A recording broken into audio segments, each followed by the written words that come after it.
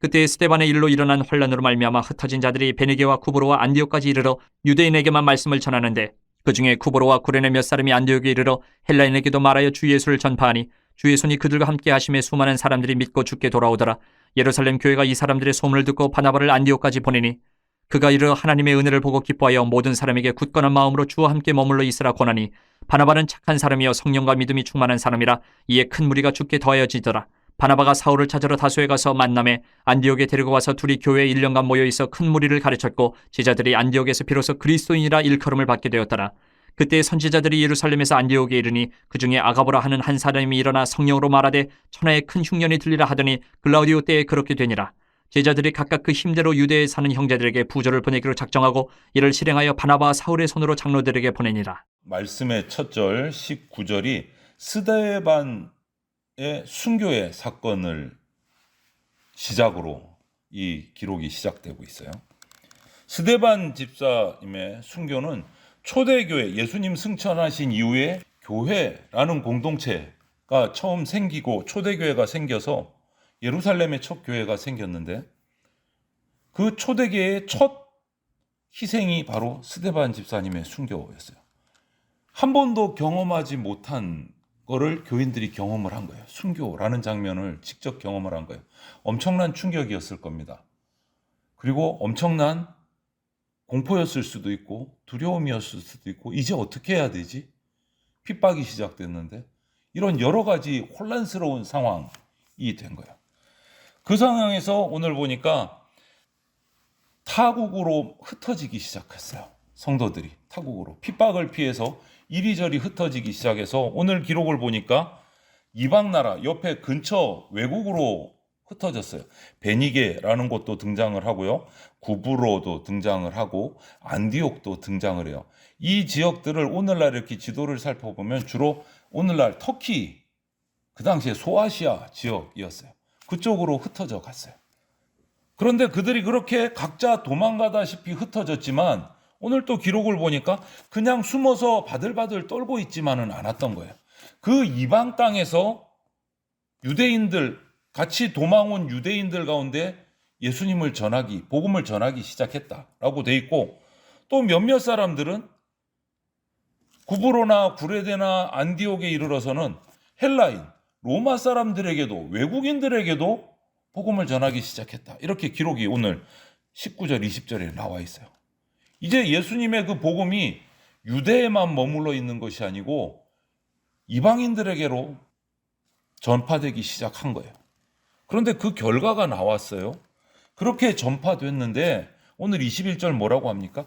주의 손이 그들과 함께 하심에 수많은 사람들이 믿고 주께 돌아오더라. 복음의 부흥이 일어나기 시작한 거예요. 아니 핍박을 피해서 도망을 가고 피난을 가가지고 그 아무것도 없는 어떻게 보면 피난민 신체 이방인으로서 복음을 전했는데 그게 부흥이 일어난 거예요. 그 그리스도의 복음이 자꾸자꾸 번져가서 오늘 보니까 많은 사람들이 믿고 돌아온다. 많은 사람들이, 수많은 사람들이. 어느 정도로? 예루살렘 교회에까지 그 소문이 들어갈 정도로 이방인들이 믿고 외국으로 도망 나온 유대인들이 예수님을 믿고 부흥했다는 소문이 예루살렘 교회에까지 들어갈 정도로 엄청난 부흥이 일어난 거예요. 그래서 예루살렘 교회에서 바나바를 안디옥으로 파송을 해요. 정말 이 상황이 무슨 상황이냐? 무슨 상황인데 이렇게 소문이 여기까지 들어오느냐? 바나바를 파송을 해서 확인을 합니다. 지금 보니까 안디옥으로 보냈다는 거 보니까 기록을 보니까 안디옥 교회가 세워질 정도로 안디옥은 더 많은 부흥이 있었어요. 집중적인 부흥이. 그래서 이방에 세워진 이방인 교회 중에 안디옥 교회는 아주 모범이 되는 큰 교회예요. 그래서 어떤 신학자들은 이 안디옥 교회를 연구를 해서 신학 논문을 쓰기까지 했을 정도로 아주 그 내용들이 많은데 오늘은 그렇게까지는 할 수 없고 우리가 이 말씀을 통해서 그 안디옥 교회를 한번 살펴보려고 해요. 바나바가 갔습니다. 안디옥 교회로 가서 그 상황을 살피니까 와, 이게 복음이 전파됐구나. 이제는 복음이 전파되고 믿는 자가 모였으면 그 다음 뭐 해야 돼요? 말씀으로 훈련시키고 양육하고 교육이 필요하다는 것을 바나바가 느낀 거예요. 그래서 또 누구를 부릅니까? 이번에는 사도 바울을 부릅니다. 혼자서 감당이 안 되니까 사도 바울을 불러요. 사도 바울을 불러서 1년 동안 함께 바나바와 사도 바울이 함께 이 안디옥 교회에 모인 이방 성도들을 말씀으로 가르치고 훈련시키기 시작했어요. 그냥 예배만 드리는 것이 아니라 모아서 말씀을 훈련시키고 가르치고 교육하기 시작한 거예요. 그 결과 어떻게 됩니까? 안디옥 교회는 더 힘있게 성장을 한 거예요. 1년 동안 가르치고 나니까 더 힘있게 성장을. 그들에게서 정말 그리스도의 제자들이 양육되기 시작한 거예요. 그냥 예배만 이렇게 나오는 게 아니고 정말 자신의 삶을 헌신하고 다시 복음 전도자로 세워지는 제자들이 탄생하게 된 거예요. 이방인 제자들이. 그래서 그들이 한 일이 뭐냐? 오늘 그것을 안디옥 교회의 모습을 통해서 우리가 보려고 해요. 먼저 할 일들은 힘있게 성장을 해서 교회가 조직이 제대로 갖춰지니까 헌금을 합니다. 부재 헌금을 합니다. 안디옥 교회에서. 그래서 예루살렘 교회가 핍박받고 여러 가지 어려운 일이 있다 하니까 오히려 그 중심인 예루살렘 교회를 향해서 헌금을 하고 모아서 예루살렘 교회를 돕는 헌금을 보내요. 오히려 이방인 교회에서 그 모교회를 향해서 보내는 거예요. 이렇게 보면 안디옥 교회는 이방인들로 시작된, 이방인들이 모여있는 이방인 교회, 유대인과 섞여 있는 교회지만 이방 땅에 세워진 교회로서 참 모범이 되는 교회예요. 양적으로도 엄청난 성장을 했지만 오늘 이 말씀을 통해서 보면 질적으로도 아주 충실하게 건강하게 세워진 교회다라는 것을 우리가 알게 돼요.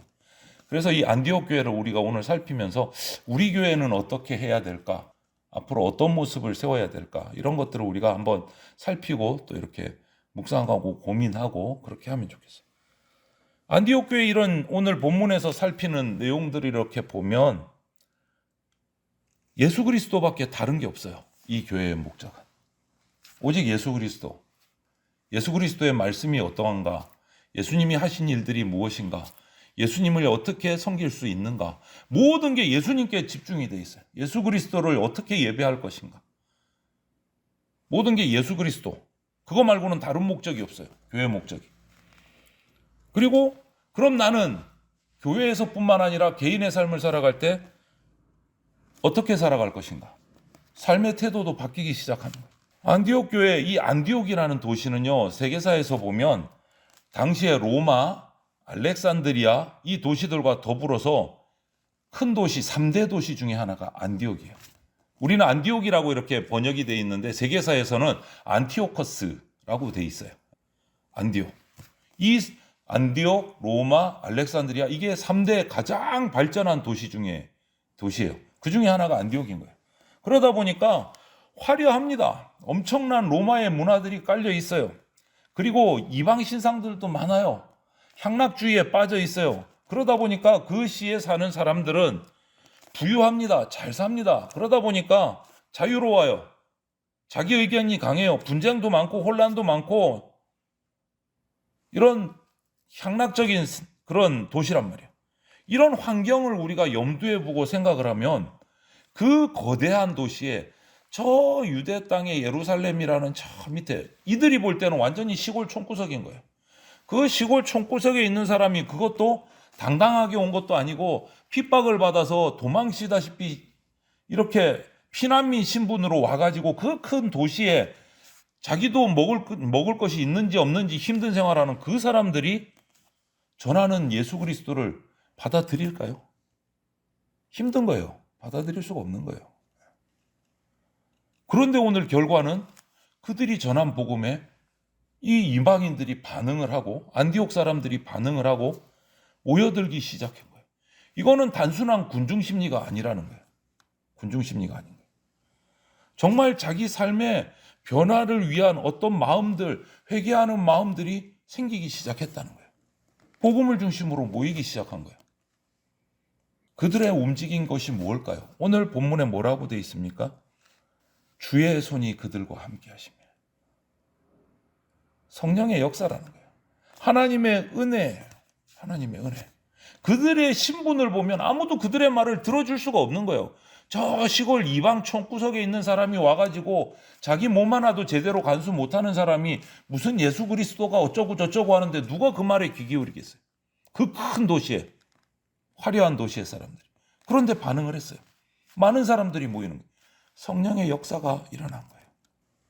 그리고 그 소문이 예루살렘 교회까지 들어가고 예루살렘 교회에서 바나바를 파송을 합니다. 일꾼을 파송을 합니다. 바나바는 성령이 충만한 인물이라고 오늘 표현이 돼 있어요. 착한 사람이고 성령이 충만한 인물이다. 그것에 모인 성도들을 향해서 가서 지도자가 돼서 그들을 또 양육하기 시작한 거예요. 혼자서 감당이 안 되니까 바울까지 또 협력을 할 수 있도록 불러드립니다. 그래서 그들을 말씀으로 잘 양육을 해요. 그냥 단순히 복음 한번 듣고 성령의 능력으로 하나님 앞에 나왔는데 그 다음 훈련이 안 되면 이게 안 되니까 말씀으로 또 훈련을 시키는 거예요. 여러분, 이 과정의 안디옥 교회를 보십시오. 세상에서 이런 사업이 잘 된다, 저런 사업이 대박이다, 뭐 이러니 저러니 뭐 사업 얘기들이 많이 나오는데 영혼을 구원하는 사업보다 더 귀한 것은 없습니다.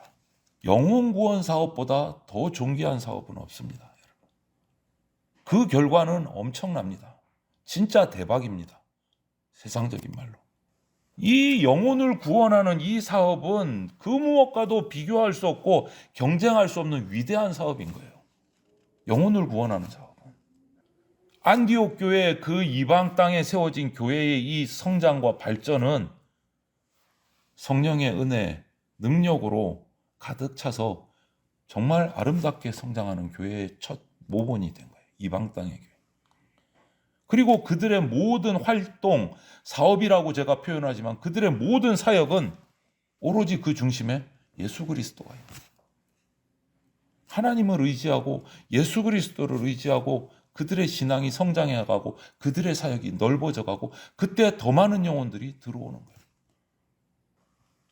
여러분, 서두에도 잠시 말씀드렸지만 예루살렘 그 고향을 떠나서 낯선 외국 땅 안디옥 그 화려하고 향락의 도시에 가서 초라한 모습을 가지고 복음을 전하는 거 정말 어려웠을 겁니다.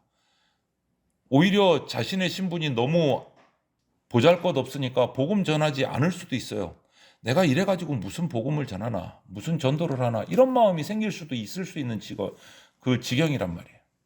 그런데 그들은 자신의 그 초라한 피난민 신분에도 아랑곳하지 않고 그 화려한 안디옥의 로마 문화권에다가 복음을 던지기 시작했어요. 복음을 던지기 시작했어요. 그리고 그 복음의 능력이, 성령의 능력이 그 향락의 문화들, 그 문화들을 무너뜨리기 시작했어요. 이런 상황은요, 이런 현상은 우리 인간의 지식, 인간의 능력 가지고는요, 이거는 어떻게 이런 일이 일어나지? 이거는 일어날 수가 없는 일이야. 이 결과밖에 나오는 게 없는 상황인 거예요. 그런데 그 불가능한 일이 일어난 거예요. 안디옥 땅에. 그 거대한 도시에 초라한 피난민들, 이방인들이 전하는 복음으로 그 땅이, 그 사람들이 변화되기 시작한 거예요. 이거는 인간의 능력이라고 결코 말할 수가 없는 상황이에요. 예수 그리스도의 능력, 성령의 인도하심으로 나타난 힘인 거예요. 주님의 돌보심이 아니면 도저히 일어날 수 없는 일이 일어난 거예요. 여러분, 복음 맡은 자에게 원하시는 것이 뭐예요? 순종밖에 없어요. 내가 이래서 안 되고 아직까지 준비가 안 됐고 아직까지 내가 힘이 없고 능력이 없고 배운 게 없어서. 아니요. 복음 맡은 자에게 주시는 것은, 원하시는 것은 순종이에요. 순종.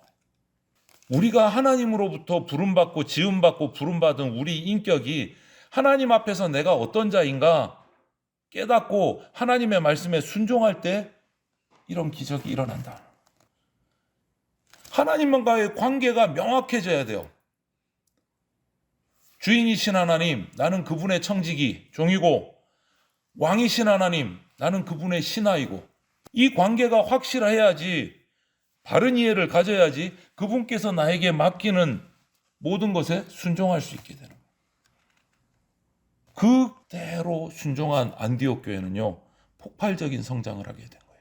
양적으로도 그렇고 질적으로도 그렇고. 여러분, 우리가 전할 복음은 하나님, 창조의 원리, 그리고 그 하나님의 역사 가운데 우리가 살아가고 있다는 것. 하나님과 우리 인간의 관계가 바로 이렇다. 창조주와 피조물의 관계다. 이게 복음이에요. 그것을 인정하고 거기에 순응할 때 거기에 평안이 있고 행복이 있고 성장이 있는 거예요. 거기에 구원의 소식이 있는 거예요. 하나님을 하나님으로 인정할 때 우리가 구원받고 거기에 성장이 있고 기쁨이 있는 거예요. 그것을 인정하고 그 말씀대로 순종해서 사역을 벌린 안디옥 교회는 성장하기 시작한 거예요. 처음 시작은 정말 초라했습니다. 말씀드린 것처럼 저 이방 총구석에서 올라온 큰 도시에 올라온 정말 노숙자와도 같다고 말할 수 있는 초라한 신분의 외국인, 피난민, 아무런 여기에 연고지가 없는 그 유대 사람들이 초라해요. 첫걸음은 정말 눈에 띄지도 않는 거예요. 그런데 그들의 결과는요, 위대한 사역이 됐어요. 위대한 사업이 됐어요.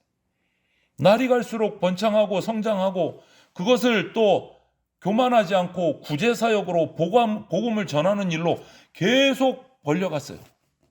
다른 사업을 한 게 아니에요. 복음을 전하고 그 가운데 약한 자들을 돕고 그 큰 안디옥지에 이들의 소문이 퍼지기 시작한 거예요. 이들의 소문이.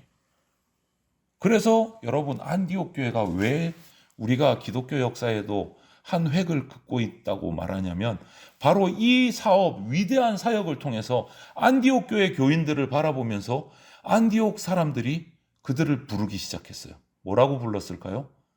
저 사람들은 그리스도인이야. 그리스도인이라는 말이 바로 안디옥 교회 성도들을 향해서 처음 시작됐어요. 우리가 입에 붙이고 다니는 그리스도인이라는 말이 이 안디옥 교회의 이 위대한 사역을 통해서 등장을 한 거예요. 그들이 스스로 붙인 이름이 아니에요.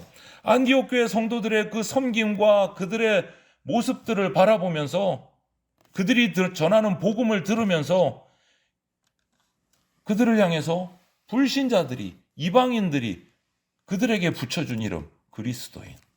정말 자랑스러운 이름이에요, 여러분. 이거는 자랑스러운 이름이에요. 그들에게 붙여준 이 그리스도인이라는 이름은요, 정말 적절한 거예요.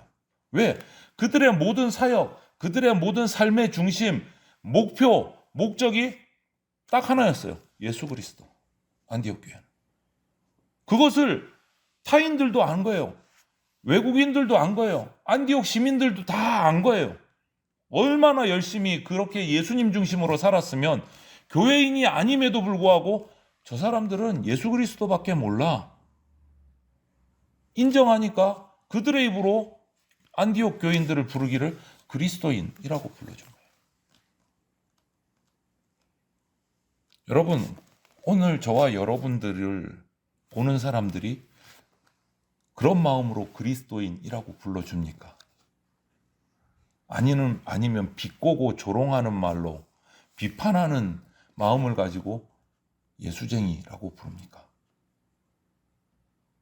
한번 우리를 살펴봐야 돼요. 이 오늘 안디옥 교회의 성장과 그 성도들의 삶과 삶의 방향들을 보면서 내 가슴에 손을 얹고 반성해 봐야 돼요. 나도 그리스도인이라고 얘기하는데 누가 물으면 그리스도인으로서 내가 정말 이 안디옥 교회 성도들만큼의 그리스도인다운 인격을 갖추고 있는가? 부족하지는 않은가? 살펴봐야 돼요. 우리 마음 가운데 안디옥 교회 성도들 같은 그런 예수 그리스도를 향한 열정을 가지고 있는가? 우리가 생각해 봐야 돼요. 또 우리의 생활이 안디옥 교회 성도들처럼 정말 예수 그리스도를 위한 삶을 살고 있는가? 예수 그리스도 우선의 삶을 살고 있는가? 우리가 다시 한번 반성해야 돼요. 스스로 그리스도인이라고 자부할 수 있을 만한 내 신앙 인격과 내 삶을 갖추어 가고 있는가? 그렇게 하고 있는가? 여러분 어떻습니까? 그리스도인이라는 이 이름, 그 존재는요, 예수님의 이름 안에 정말 그 땅에 없는 새로운 나라가 생겨졌다는 것을 선포하는 이름이에요. 예수 그리스도의 통치를 받는 사람, 예수 그리스도가 왕인 사람, 새로운 나라요. 천국을 말하는 거예요. 천국을. 그 강력한 로마 제국의 통치 아래서 예수 그리스도를 왕으로 섬기는 사람들, 핍박을 받으면서도 굴하지 않는 사람들, 완전히 새로운 나라 사람들이에요. 그리스도인. 여러분, 우리의 고향은 천국입니다. 그리스도인은 천국을 바라는 사람들이고 천국의 백성들이에요. 세상 이 땅의 것에 마음이 휩쓸려 가지고 시간 낭비할 수 있는 그런 사람들이 아니다라는 거예요. 그리스도인은, 저와 여러분들은 예수 그리스도를 중심으로, 예수 그리스도를 향해서 가정도 내 사회도 그 중심으로 살아가고 생활하고 그런 인생을 살아가야 되는 것이 그리스도인이에요. 여러분, 그렇다고 해서 안디옥 교회가 망했습니까? 그 성도들이 사회에서 영향력을 잃었습니까? 아니요. 오히려 엄청난 영향을, 선한 영향력을 발휘했어요. 안디옥 교회는. 예수 그리스도를 중심으로 살았는데 그 땅에서도, 로마 제국 치하에서도 선한 영향력을 발휘하는 안디옥 교회와 성도들이 됐어요. 교회 열심히 하고 예수 그리스도 중심으로 살면 이 땅에서 못 살아. 그렇게 해갖고 어떻게 살아? 그거는 자기의 판단일 뿐이고, 예수님은 그냥 그렇게 버려두지 않으십니다. 적은 일에 충성하는 자에게 10고을을, 5고을을 더 맡기십니다. 선한 영향력을 끼치게 하신다라는 거예요. 그것이 안디옥 교회에 나타난 결과예요. 위대한 하나님을 향한 사업을 열정적으로 하나님 예수 그리스도 중심으로 살아갈 때 그리스도인이라는 정말 복된 명칭을 얻고, 그 향락의 도시, 거대한 도시인 안디옥에서 선한 영향력을 끼치고 그들을 변화시키고 오히려 그들이 교회로 모여드는 엄청난 영향력을 가져왔다는 거예요. 여러분, 오늘 우리는 본문에서 짧게나마 이 안디옥, 이방 땅에 세워진 안디옥 교회의 그 세워지는 설립 또 성장 과정들을 짧게라도 우리가 오늘 살펴봤어요. 그리스도인의 생활의 모범이 되어 우리가 어떤 일을, 어떤 사업을 우리 교회가 해야 될까도 감을 잡을 수 있는 부분이에요. 그리고 예수 그리스도께서 그런 교회 공동체를, 성도를 그냥 두지 않고 성령으로 이끌어 가시고 능력 주신다는 것도 확인할 수 있는 부분이에요. 이제 우리 대전 장로교회 또 성도된 저와 여러분들은 예수님의 능력을 전하고 예수 그리스도를 위해 사는 사람들, 진짜 그리스도인이 되어야 됩니다. 안디옥 교회 성도들과 같은 그리스도인이 되어야 돼요. 우리 교회가 나갈, 우리 성도들이 나가야 할 방향, 목표는 안디옥 교회와 같습니다. 말씀 전하고 듣고 복음 받아서 고백하고 회개하고 나와서 그 다음 말씀으로 양육받고 훈련되어서 제자로 세워지고, 그리고 예수 그리스도의 위대한 사업을 이어가는 교회가 바로 우리 교회가 되고 저와 여러분들이 돼야 돼요. 우리 교회의 사업은 영혼구원 사업이 됩니다. 우리 교회의 능력은 성령의 능력으로 말미암습니다. 이것을 확신하고 주님 안에서 그리스도인으로서 같은 말, 같은 마음, 같은 뜻으로 세워져 가고 위대한 예수 그리스도의 사업을 펼쳐가는 진정한 그리스도인의 교회가 바로 저와 여러분들, 우리 대전 장로교회가 되기를 주님의 이름으로 축원을 드립니다. 아멘.